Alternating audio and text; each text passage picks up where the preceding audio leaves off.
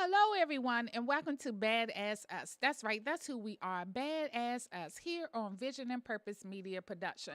And tonight, as always, we have another good one for you.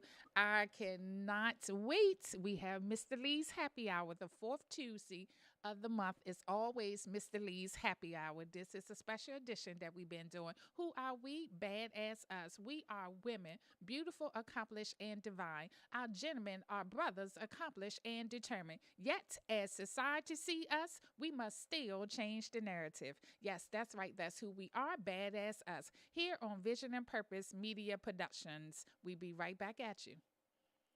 It is key that you mind your mental health. Hey guys, how's everyone doing this week? Hi.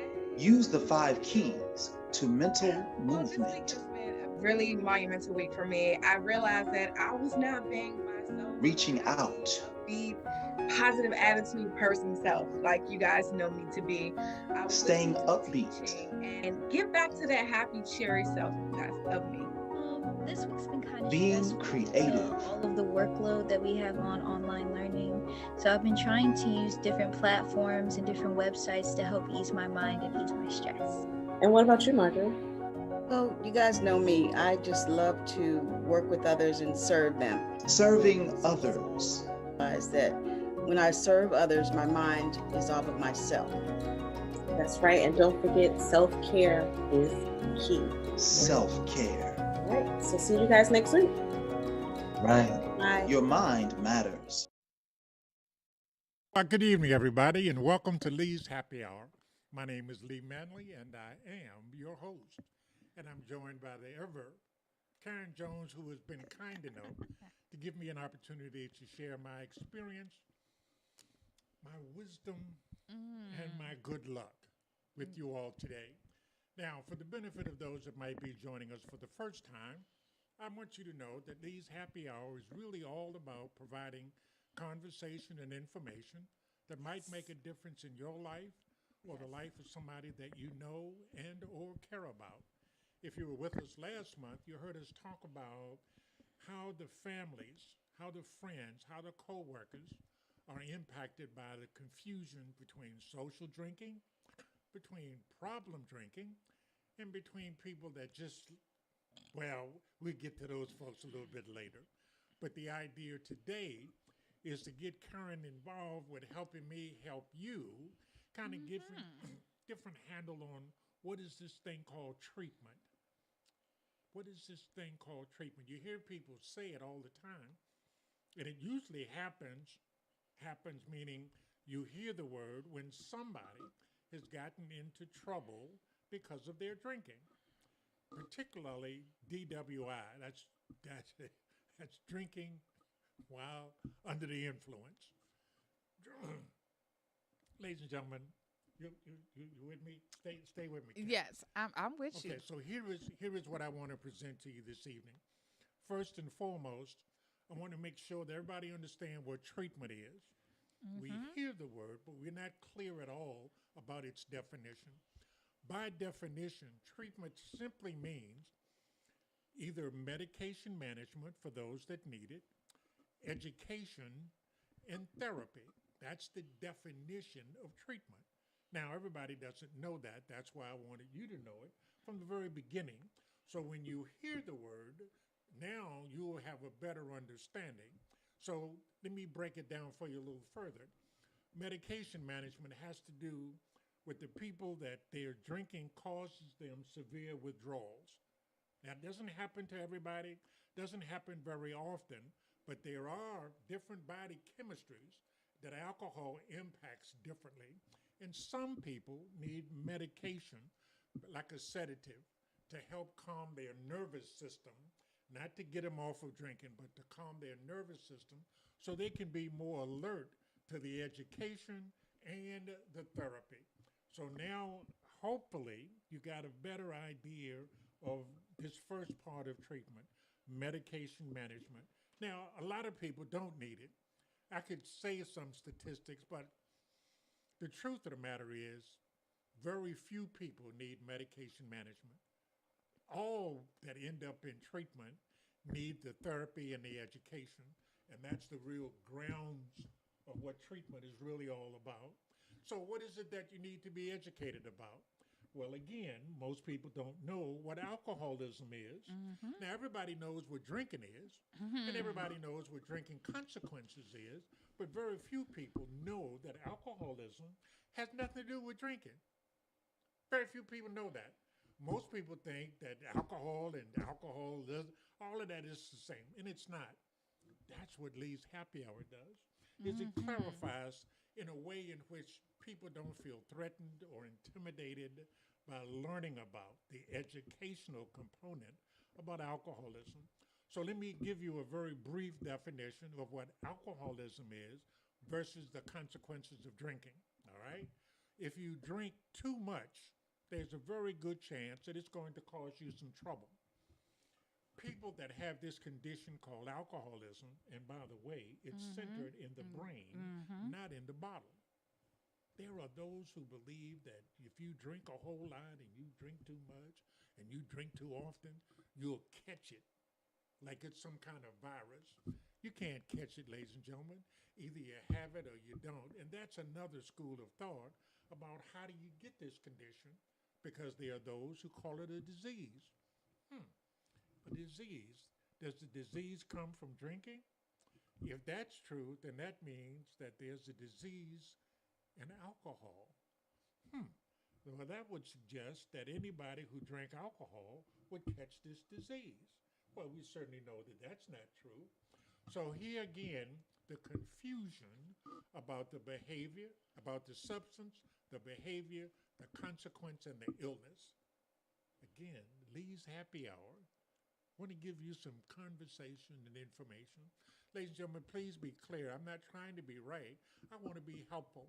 So it's okay if you disagree, if you don't believe, and if you have another school of thought. That's why we're here. Listen to the conversation and information. Information. Conversation means, well, let me hear from you. What are your thoughts? What are your experiences? What do you know that might be different than what I know?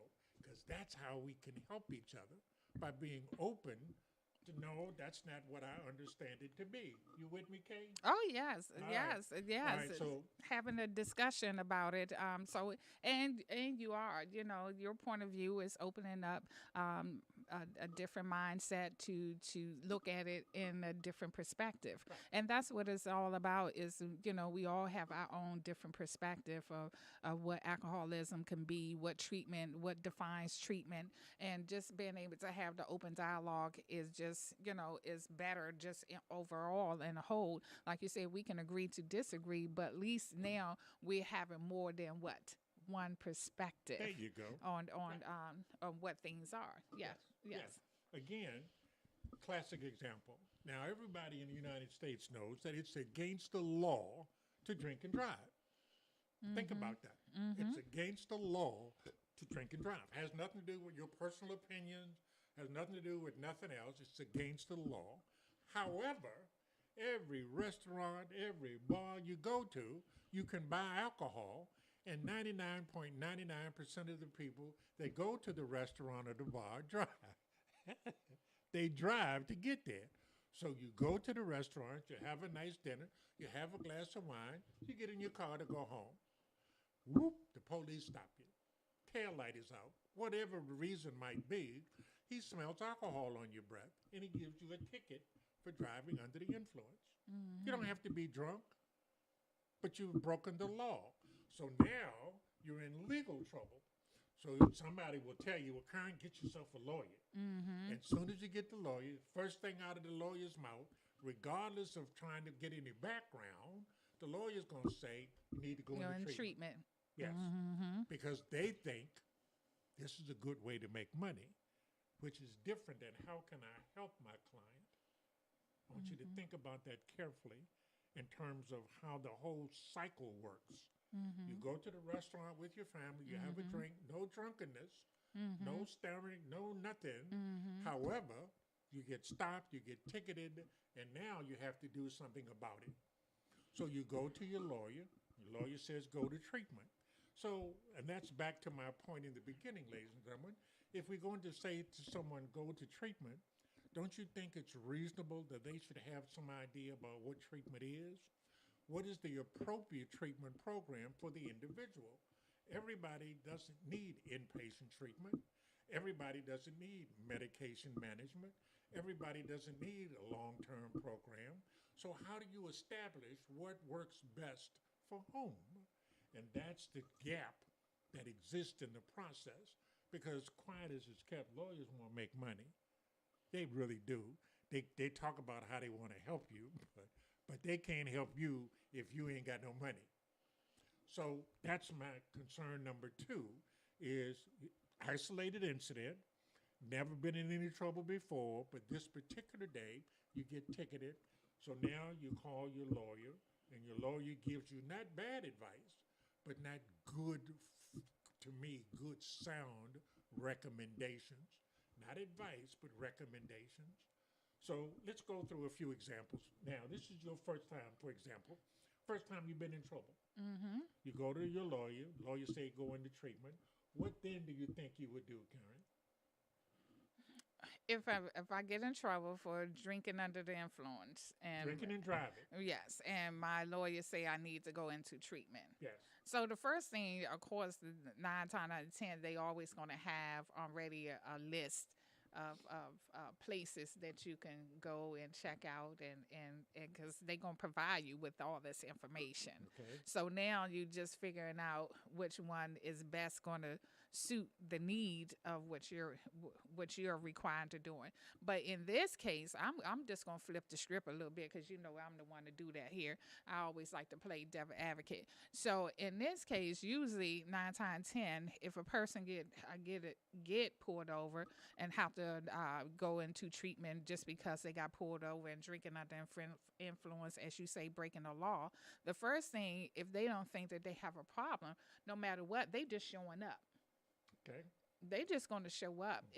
So it don't matter what treatment or what's where you going. You just only going through the process because this is what is required of you to do. So at this point, my question is: so if that's the mindset that that person is already in, is any form of treatment is going to be helpful to them because they just doing it because this is what, as you say, this has been the process that has been laid out for them to do. Right. Because they got caught drinking under the influence.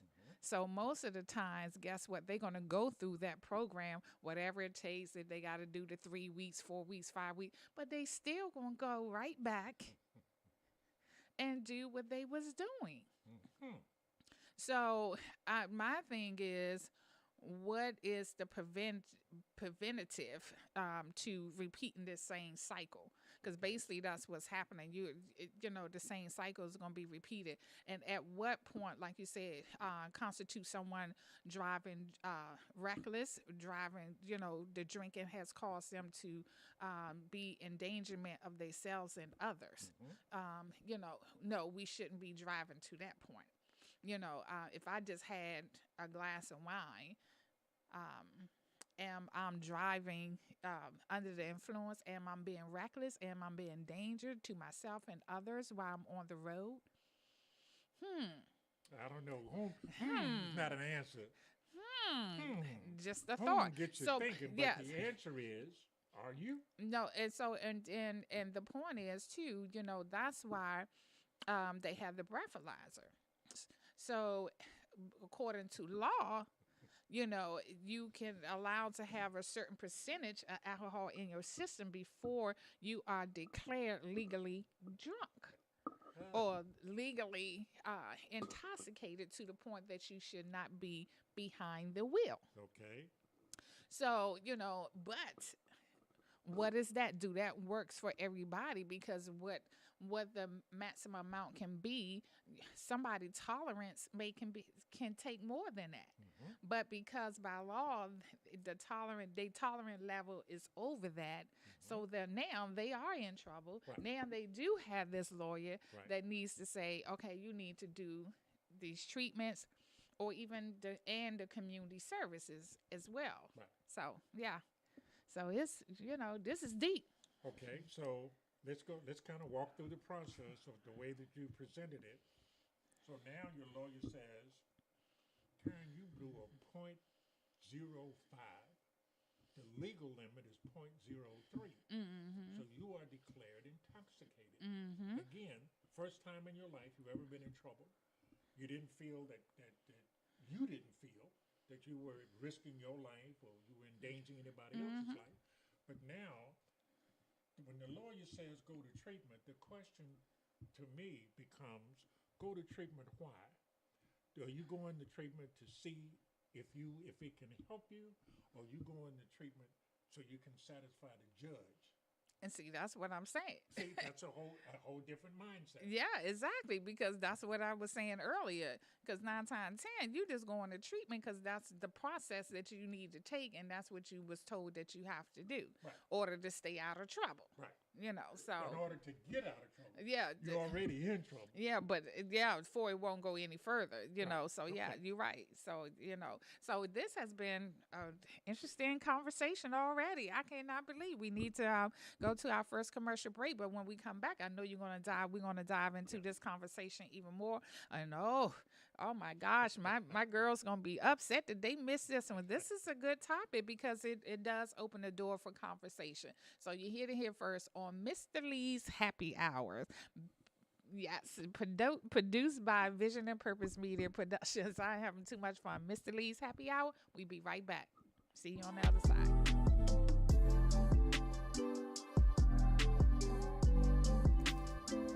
Hello, my name is Tania McQueen. I'm the Residential Services Manager for Prestige Community Resources. What our new facilities are respite centers. We're opening 2 in the city right now. Hopefully we'll expand to more. But respite centers are a place where people can come and get a little additional support with their mental health. Our one on Eastern Avenue is for men, and our one on Minnesota Avenue is for women. Our facilities are for all DC residents, especially focusing in on those in Ward 7 and 8. So they're really nice, and I'm excited for consumers to actually see them. What are the services that we're going to provide? Therapy, case management, medication management, all provided by professional staff, a licensed nurse practitioner, psychiatrists, sociologists, social workers, and then our paraprofessionals, our case managers. It's just a place where you can come and get the supports that you need to work on your personal goals, as well as to get your mental health straight. Simple, single adult, 18 years of age or older, a DC resident. You need to have insurance, but if you don't have it, it's okay. Still come, we'll work on getting you insurance. Have to have a negative COVID test, a negative TB test, and be willing to work on your mental health. For more information about respite services, you can contact us at 202-796-5000 or hit us up on our website at www.prestigecommunityresources.org. And welcome back to Lee's Happy Hour, ladies and gentlemen. For those of you I might be meeting for the first time, my And name Mr. is Lee, Manley. And I got to jump right on in, though. Oh. We did something, if everybody can remember, last month when you was here, so I got to keep the tradition going. Mr. Lee is known for wearing his hats, whether it's baseball cap, or Dobbs or whatever. And I love wearing hats. I'm going to tell you, I'm a hat girl when it comes to the fall and the winter season. So, so I didn't want to interrupt you. You was such on the road on the first segment, but let me see what I pulled out tonight. Suck it. Yeah, let me rock it with you. Okay, now continue on. Now, what was we discussing? Where did we leave off at, Mr. Lee? Well, we're talking about the process of people ending up in treatment, not really understanding if they belong there, why they're there, but the lawyer will tell you that it will help your case. That tends to be the motivation, not to decide whether or not you have a drinking problem, not to decide whether or not you have any help. Between you and the lawyer, the strategy is to be able to present something to the court, to the judge. Mm-hmm. That's the lawyer's strategy. Mm-hmm. All right, so I want to go back to reminding everybody, treatment is about medication management if needed. Mm-hmm. Then it's about education, and then it's about group therapy. And the whole process gives a person an opportunity to do what you've done, Karen, to have their views and opinions based on their experiences and their beliefs. The educational part is when the provider, all right, the counselor or the therapist gets to know the person, asks him or her somewhat about their history, their family history, to help them maybe begin to look at drinking behavior differently. Not to judge it as right or wrong, just simply to look at it. And that becomes helpful because people start to, I hadn't really thought about how many people in my family drink. I never really looked at how many people in my family that I was concerned about. Never really occurred to me to look at who I hang with and why. And a lot of the times, you and the girls go out, Yes. and part of going out is to have a drink. That enhances the good time. That doesn't mean you got a problem, but you've not looked at it before. But now you have to be mindful of the trouble you're in and what you're willing to do to get out of trouble. So that's So, part of the therapy. Let's talk about these yeah. things. And it's usually in a treatment setting, it's usually in a group. And everybody in the group has an opportunity to share his or her experience about what they think, what they know, and what they believe. None of it is to be judged as right or wrong. It's all engaging conversation. The counselor's role is to maybe help you slow down and look at things from a different perspective, from a different angle. Doesn't mean that you're going to change immediately. It does mean that you just might think about it differently. I hadn't really thought about that one of the real motivating reasons for hanging out with the girls on Friday is that cocktail. It's Yeah. good conversation too, but that Yes. cocktail is a big part of it, And isn't it? it is usually, for most of the time, it is about the good conversation for us. And, but when you out at a restaurant, that, like you said, that almost go hand in hand together. So for me, that's why you have to have a designated person. Like, I don't drink. So usually I'm always the designated person, Okay. if that's the case, if that happened. And I think, now being more conscious of that because, one of the friends have to be. But if you come to the place separately, then you do have to monitor that and budget. I mean, and watch how much you consume because, but it's easier when we carpool, just like my friend. I finally went out to a cigar bar for the first time. I was over in your area in D.C. Okay. And for my birthday, she wanted to, we've been wanting to go ever since last year, but with COVID and everything, so I wasn't really fond of wanting to go. So this year we decided to go, and that's what happened. We carpooled. She came and picked me up, but look, good thing neither one of us drink, but I'm still glad that she came and picked me up because she's a seasonal cigar smoker, been smoking for 15, 20 years. This was my first time. And I know you can get a head rush, you know. No, I didn't. Yeah, Okay. because it's nicotine. So if you're not used to smoking, and even with cigars, they telling you, oh, you don't inhale, but your natural reaction is what? You breathe in, you breathe out. Right. So I asked the guy, I said, well, what happened when he was showing me all about the cigar, what happened if I accidentally, in occasion, you probably will breathe some inhale. And he said, oh, you'll get a nicotine rush. And so I was like, that means I'm going to feel, just a little woo. And I'm glad she did drive because of that.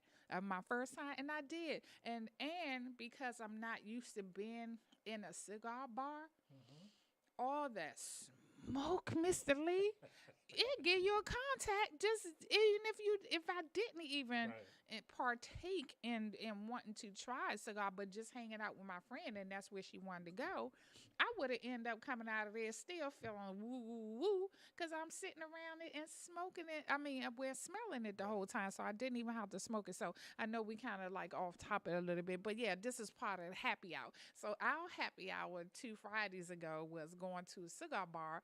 and me having my first experience, and my other friend, we had it was three of us. So two of us, it was our first time. So we let this seasonal person show us what to do because, and that was different because neither of us drink, so we didn't have to worry about the drunk driving or the driving under while under the influence. But yeah, that's is but back to your point, is everybody thinking that way when they going out for happy hour? Right. Who going to be the designated driver? Yes. Are we going to have a designated driver? So, and especially when you going out and ready to have a good time, that's what you do. You meet up. Hey, I meet you there. We meet up. We looking good. We got on that perfect outfit. The gentlemen, they making sure they shaved and smelling good, and you go in there, and what you do? First thing you, especially a male, he gonna, if he a gentleman and he's seen lady, what the first thing he gonna do? May Can I I? buy you a drink? Come on, Mr. Lee, happy yeah. hour. Absolutely. Especially after the way you describe how good y'all gonna look. That's automatic. Look, with the hat caught to the side a little Ace bit. deuce. Yeah, AC deuce. Yes, yes. So, yeah. So that's the first thing you do. The gentleman gonna automatic say, "May I buy you a drink?" So the fun begin. It starts right then and there. The process starts right then and there. So, yeah. So back to treatment. Yeah, let's get back there. Yeah, back to the treatment now. So, okay, so Mr. Lee, walk me through this process.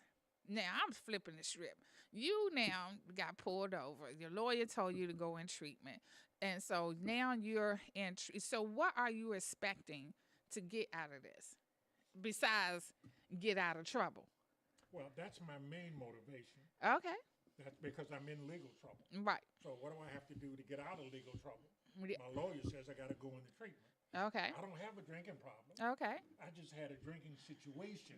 Okay. All right. I like that. You just had a drinking situation. Yeah, that's when the cop caught me that one time. You had a situation. I've been doing this for 20 years, haven't been caught, haven't been stopped, haven't been in trouble. Yeah. This one time, I got caught. Mm-hmm. And it doesn't make any difference how I tried to explain it.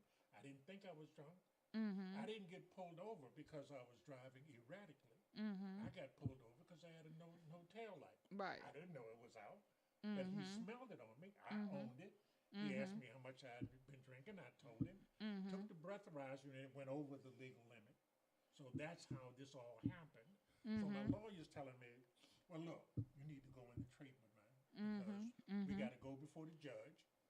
All right. And if you're in treatment, it's going to look better. All right.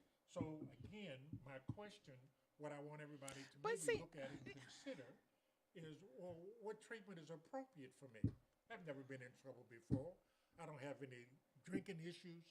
I don't have any financial issues. I don't have any family issues. I have this one daggone situation, incident. But I got to do it because I'm in legal trouble. Yeah, but see, then my thing is, so if you go if you doing this before you go in front of the judge to go into treatment, to me, if I was a judge, I'd be sitting up here, I'm going to flip the script. See, I'm the flip the script girl. Then you admitting guilt before anything even happened, before you even able to go up into front of the judge. So are you really admitting to something that is not true? Like you said, you went out, you just had a drink, okay, got pulled over for tail light, then we smell alcohol, so it then turned into another situation. But I guess, following your lawyer's advice, you go in and you go into treatment. I'm wondering for myself, is this the best thing for me to do? Is to immediately go into treatment before I go to in front of the judge, because I don't want the judge to look and say, oh, I see you don't put yourself in treatment, because it could flip the script on you and say, oh, I see you put yourself in treatment, so you've been having a problem all along, but you just decided to go get something done about it since you got caught. Okay. So see, I'm bringing another perspective, Yeah, exactly. So sometimes for me, I just always think fair and honesty always work. When I get, like, even with speeding tickets, when you get speeding tickets, you can either pay it or you can fight it. And sometimes if you go and just tell your truth, then let the judge decide what that outcome should be, like you said, instead of, trying to do this preventative method of, I got caught drinking, let me go in treatment. My lawyer say I need to go in treatment. Because is that really going to work? Is that really going to get you out of trouble? Because you may have a judge and say, you know what I'm saying? Exactly. So, yeah, it's a whole scenario of yeah. possibilities and situations. But I think I'll wait until I go in front of the judge before okay, going then into here we treatment. are. So now, Miss Jones, I see that you were caught over the legal limit, and I don't see that you've done anything to rehabilitate yourself. So before I pass sentence, what do you have to say for yourself? And then what I would say is, Your Honor, I did not want to seem like that I had a problem with alcoholism because I put myself in treatment, because this is what is told to us to do, because it's supposed to look good by the time we get in front of your eyes that we are doing this. So honestly, I decided to go and volunteer and work in the community and do community service hours on doing this or that. That's something I do anyway. Can I go and do some service hours? What do I need to do? Because I'm out with my friend. I had one drink, and because of your body weight and the percentage of alcohol that was in that one drink may put you over, but you really wasn't drunk. Right. So that's, so I don't know. I think I would just have to wait and see what the judge gonna say What before would the putting outcome be if before you put presented myself your own in. case? Yeah. Again, conversation and Information. information. Yeah, I like yeah. that. I hadn't heard that one before. Yeah, see, Yeah, let I'm me always, plead my case. I gotta always Okay. bring a little flavor. You know what I'm saying? All right. All right, so it looked like Mr. Lee. I tell you, man, you are wrong. I don't know if we would have made it through any of this if we had the other girls here, because it's time for us to take another break again. Yeah. So we just, you know what, matter of fact, I got something for him when we come back. So we be right back at you again. This is Mr. Lee's Happy Hour here on Badass Us, powered by Vision and Purpose Media Productions. We see you on the other side. Be right back.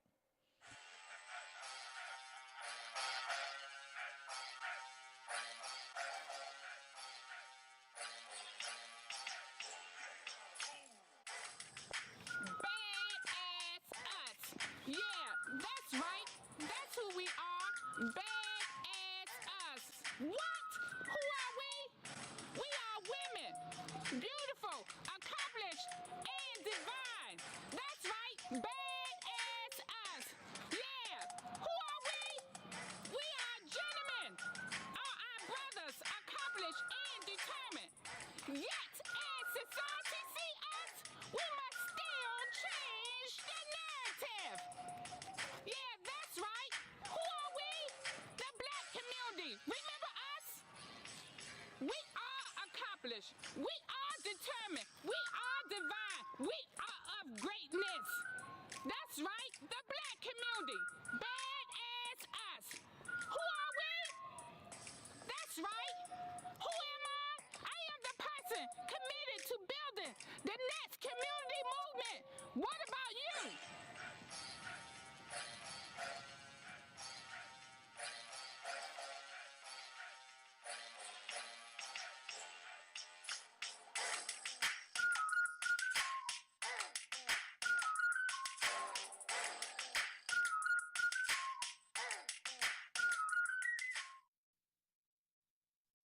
And we're back. Welcome, ladies and gentlemen, to Lee's Happy Hour. If Yes. you just joining us, you have missed what I consider to be some very interesting and engaging conversation and information. And that's really what my motto is I want to provide conversation and information that might be helpful to you or someone that you know and or care about. And that's what makes me happy. And I'm especially happy this evening because I'm sitting with KJ over there. Yes. And she didn't flip the script on me about 4 or 5 times. In a That's whole what I different kind do. of way. And that's the whole idea is to, for the first time I've heard somebody say, I would plead my own case. Mm-hmm. Now that's in this particular situation where I've never been in trouble before. Exactly. None of that has ever happened to me before. Yep. So rather than pay a lawyer, pay a treatment facility, I'm going to tell the judge, Your Honor. Yep. Yeah, I was with my girls. It was the anniversary. Had one drink. I didn't get stopped for drinking, Your Honor. I got stopped because my tail light was out. And matter of fact, the tail light, I fisted it. No. I thought you would like that one. You go get Well, now, if I was the judge, I would be impressed with that. That is honest and sincere and factual. All right, I didn't hear no pleading. I didn't hear no making no excuses. She owned what she did, and she said what she did to correct it. And I don't know that I've heard a lot of that in this arena called treatment. Mindful treatment is about medication management if needed, education, and therapy. The education is to help you have some sense of background about what it is that's being talked about when you hear the word alcoholism versus problem drinking. For instance, there is a school of thought that says that alcoholics become alcoholics because they drink too much.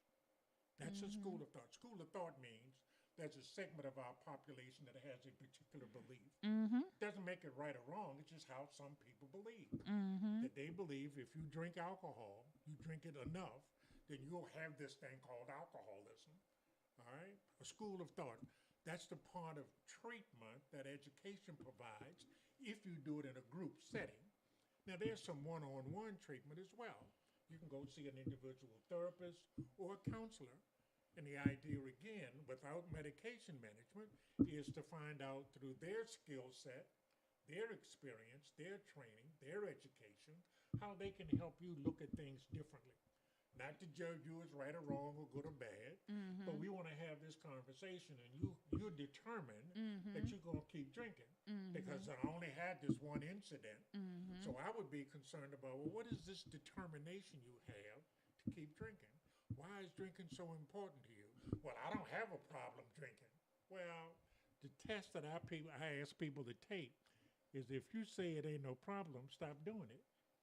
And when you hear people start telling you why they gonna keep doing it, then you know you got a problem. That's okay. That's okay. Yeah. So, you know, your school, what you call it, your school of thumb here. I'm gonna say, yeah. You know, you can take. For me, alcoholism is in your DNA as well. There you go. School of thought. Yeah. So yeah, school of thought. What I say, school of thumb, school of thought. Okay, I'm gonna say, you know, it's in your DNA as well. You know, it can be a person can have a drink one time, consume alcohol one time, and end up becoming an alcoholic because of what's in their DNA. You know, it's the makeup of your DNA. You know, so that's why sometimes if you see generation. You can see like a generation of alcoholism, you know, that, and as when you're in the house and there's the father or the mother may be an alcoholic, the child will say, I'm not going to grow up, I'm not going to drink, I'm not going to do it, but it's already in your DNA. And sometimes you are subject to, you know, a product of your environment. So then much as you're saying that you don't want to be an alcoholic, then you end up being the same thing because it's inherited in you whether you know it or not. Now, what it is what is that trigger point to activate it? So I'm giving another school for thought, and I say fruit for thought. So, you know, and this is true because it shows that it can be in your DNA and a product of your environment. As much as you can say, that's just like abuse. You can see abuse in a household, and a child going to say, They're not going to grow up and be like that. They're not going to ever hit their wife or to hit their husband or whatever. And what happened? They do it. They do it because two things here.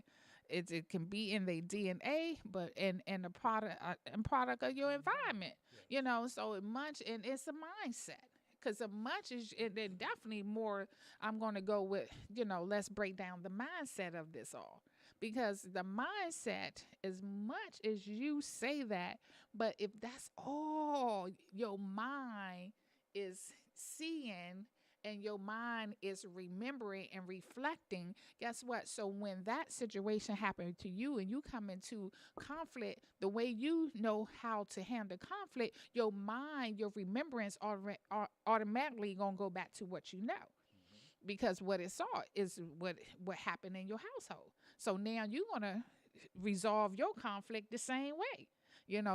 End up is always going to be escalated. So I think that's what it is. And same thing with alcoholism. When a problem arises, you probably saw the person in the household take another drink, or when something happened, a death happened, take a drink. So that's the way your mind gonna trigger and react when you are now in a situation, because you grew up in a house that you saw that's how it was handled. So that's the way you gonna now start handling it. Okay. Or you can be the reverse. You see it in your household that it make you obsessed with not being that and fighting against it. Okay. So Yeah. Again, the idea of the DNA is a very interesting school of thought. mm-hmm, And again, just like there's some folk that believe that alcoholism comes from drinking, mm-hmm. there's also a school of thought that says Oh, alcoholism is in genetic. it. Yeah, it's DNA. genetic. Well, what Mm-hmm. could that mean? Well, that's what I meant very early when I had mentioned about family history. Mm. How many of us really have taken the time to look at our parents, grandparents, aunts, uncles, cousins on Yes. both sides? Yes. And that helps to bring in perspective the possibility that you might have this condition. Doesn't say you have to have it, but the Mm-hmm. likelihood increases based on your family history, not based on whether or not there are liquor stores in your neighborhood, because there's a school of thought that believes that. Well, the reason that black folk have drinking problems because there's a liquor store in every corner. Well, that's what we call temptation now. So now you cannot, it's temptation, because because the memories, we going back to the mindset, and then the DNA, the memories of, if you constantly see something, okay, and you constantly, and they is everywhere, two, three on each corner, the mindset is a process of, you will gravitate to what you see. That's why commercials, certain advertisement, they know if they play it enough in a certain amount of time. That's why, if you notice, sometimes I got one for you. When Christmas right around the corner, okay? Now watch, probably in the next couple of weeks, watch how many commercials you're going to see starting to advertise what you need to go out as a consumer and buy for Christmas. Mm-hmm.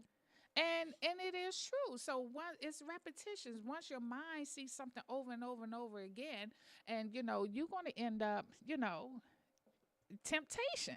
It's going to, most of the time you will probably end up breaking down and going to get that. Especially if it's something that's happened that arise that have you to do that. Like if I keep seeing the cell phone commercial during this time, and my phone just broke. Oh man, I'm gonna go get that phone. Okay. Go get the new 14. Yes. Right. That happened. So, so sometimes, yes, if I keep seeing a liquor store in my neighborhood, it for people who have addictive personalities or addictive DNA. I don't think it's a good idea for them to be in that environment, because eventually it will. I'm just saying. Okay. You know, All right. Mr. Lee, you know me. I'm always gonna say and think the opposite of what most, was Well, mostly is the, you know. since you raised that we're heading into the holiday season, Mm-hmm. this is the only time of the year that I'm familiar with where drinking alcohol is permissible in the workplace. The holiday parties, Yeah. Now man, that is so knowing your true. employees got to drive home, Mm-hmm. particularly in the corporate private sector, Yes. they're more than enough Yes. that the management will buy this stuff Yep. and make it available. And they have a 2-hour lunch. Yes. All right, Yes. Yes. knowing that the employees have to drive home. Let me take a couple of minutes and frame this evening's conversation. Okay. And the idea, again, ladies and gentlemen, is to help you maybe give some thought to if, in fact, you find yourself with someone you know that are in a drinking situation, drinking problem, drinking issue. I think it would be helpful if you could say to them, well, why don't you investigate not just treatment, which is medication management if necessary, it's education and it's therapy. And why don't you find out whether or not you would better suited for an inpatient program, better suited for an outpatient program, or better suited for a one-on-one, or as Karen said, get involved with the community. All right, trying to build a case for the judge. Yeah. So you can say, look, Your Honor, I haven't had a drink since I got caught. I fixed my tail light. Yeah, fix the tail light. Yep. And I am willing to go and volunteer some hours. Right. All right. Real quick. We usually end the show with some kind of spiritual message. Yep. And I'm drawing a blank on her name. Marjorie. Marjorie's not here this evening, but I got something I'd like to close with. Oh, right. yes. We got it. Yeah. Again, we got for a couple of those minutes. that, Yeah. that there are a lot of us that are familiar with this, but I'm going to walk you through it. There is this prayer, and it's called the Serenity Prayer. Yes. And when I hear people talk about it, ladies and gentlemen, they usually make reference to whether or not they think they need courage and wisdom, and they're completely ignoring the name of the prayer. Serenity. Ask yourself, why is something happening in you that you're asking God for serenity? You're not asking God for courage. You're not asking God for wisdom. You're asking God for courage. For wisdom. So listen to it. God, grant me. You're not begging, pleading. You're really humbly asking for what? Help me calm down for whatever it is I've done to myself, for whatever it is that's happening to me. God, grant me the wisdom to know the difference and the courage to mind my business. All right. Go ahead on. Go ahead. You're gonna leave. So yeah. So basically, ending on the inspirational moment, the Serenity Prayer. Yes. And that's, but it's something you're releasing. You're releasing what you have inside, and you surrendering it to God. Yes. And that's what prayer is all about. But so but when we pray, I'm gonna go deep now and ask, what about the selfish prayer? Because you cannot go in prayer and ask God and release and surrender what your thought and what your desire is, but then you still go and try to micromanage the answer yourself. So when you're praying and you're releasing, and you're releasing these information, and you're releasing your heartfelt desire to God, can we learn how, or what does it take to leave it there and not go against what you just prayed for? And so it takes mindfulness. That's just been my word tonight. It takes mindfulness to understand that a prayer is just nothing but having a conversation with God. But where it get intimate at is that you have to understand and have the control enough to leave it with him, and understand that your conversation with God, you're being open and honest, and you're coming from your heart, and you have to have the mindset to leave it right there, because you can't turn around and then go and try to change what you just prayed for. Then that's called a selfish prayer.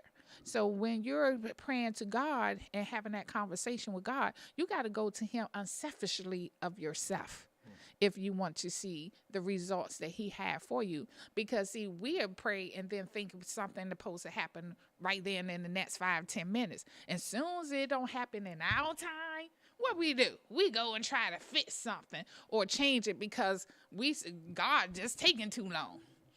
So then I question, are you really going to him and praying with that intimacy that it requires to see the result? And the result may just be not what you expect. And are you deep enough with your God to accept that? And then move forward from that situation that he will allow it to be. Well said. Hey, so, well, Mr. Lee, Hey. I appreciate you being here, and I enjoy Mr. Lee's happy hour, and I'm going to give you the final word because I know we ran out of time, so close us out. Well, ladies and gentlemen, I want to thank you again for your time and the opportunity for Karen and I to share some conversation and information that we hope might have made a difference in your life or the life of someone you know and or care about. Until we see you again, stay safe. And as you know what I say, and I thank my friend for texting in. She said she enjoyed your show. I had somebody to watch out for us tonight. And as we say here at Vision and Purpose Media Production, continue to see your purpose for you can live. Continue to see your vision for you can live your purpose. God bless, and we see you next time.